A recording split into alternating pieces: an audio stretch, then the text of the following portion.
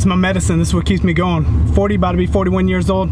Gotta have my energy drink. Gotta get that sugar back in me with that caffeine to get out there and get out on these lawns.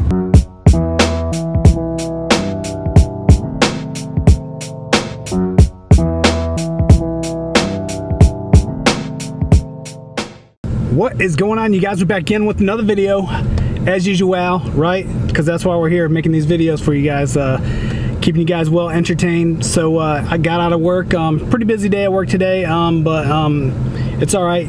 Get out here and get on these lawns, and it's a little pretty relaxing after being stuck in kind of the office all day. So I like to be able to get out, and had to take some time at lunchtime. I wanted to be able to come back and get my truck and bring back to work, but I forgot that yesterday when I was doing a lawn, pretty much my weed eater, I changed the string out and I lost my little eye slit thing. So I had to call up the dealer that was close to the area where I was at, not my main dealer, but there's only like $3, so I had to get on the fly and put that for my little FS70. You know, I could break out the brand new. I got the FS94, still haven't used it. Bought it at the beginning of the season as a backup, and still haven't used it. I need to break it out. Need to put some miles on that thing. Maybe my home yard, I'll break it out and use it. But it's probably one of my favorite ones. But like I said, you know, the FS70's been a champ, a beast this whole summer, and heck, for the last almost like 4 years now. So we're gonna put this thing in there, right there. We're gonna get in there, see how it works.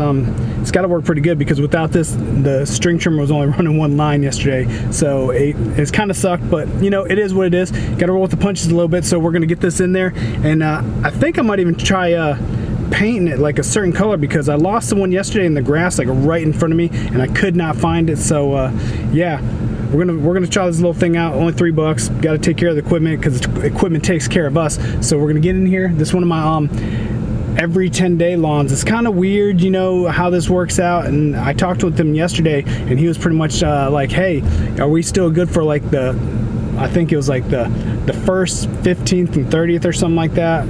Or I gotta look at the message, but something like that. And I told him, I was like, we can definitely go by that if you want me to really hit it on that date. But I was trying to give you the benefit of the doubt, and you know, hit it every 10 days after the time I cut it. So, you know, sometimes it was getting a little crazy in the summertime, where it would actually be on a day where it was kind of hard to get to. But you know, we still managed it. It's one by the house. It's only the backyard, and so we get in there, we take care of it, and I really wish we could get the Pro Stance back there, but it won't fit. It won't really allow it to get through, almost, but you know, they kind of like added to it, so it stops it from going through. So we'll break out the 25, see if we got to put the rear discharge chute on there, and if not, we'll probably mulch it. We got the striping kit on there, so I know he's probably going to be super happy with the striping kit on there, because like I said, you know, that thing on there is the game changer, especially for somebody that's first starting off. Get the striper on the back of your mower. It changes everything, gives you like a really great perception on your lawns. People love it, rave over it. You know what I mean? It just separates you from everybody else. So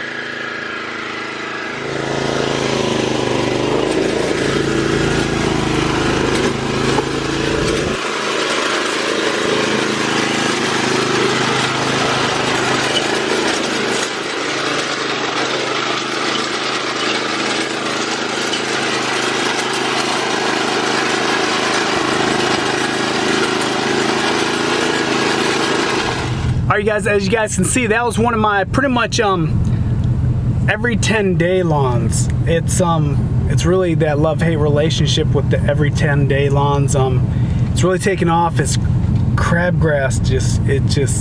I hate mowing lawns that have a lot of crabgrass, because it's like you can never stop cutting it down. It's like you get that one strand, two strands where the blades just don't get it because it's longer than pretty much the deck, and it's just real frustrating. And one of those things where, like, I might have to chat and say, hey, we need to go, you know, maybe weekly or whatever. But he pretty much told me he wanted to hit that set schedule. I tried to give him the benefit of the doubt of, you know, being able to hit it like every 10 days from the day that I did it, but I'm gonna go every single day that he stated. So if it's one of those things where it gets pushed forward, it comes a little bit near, you know.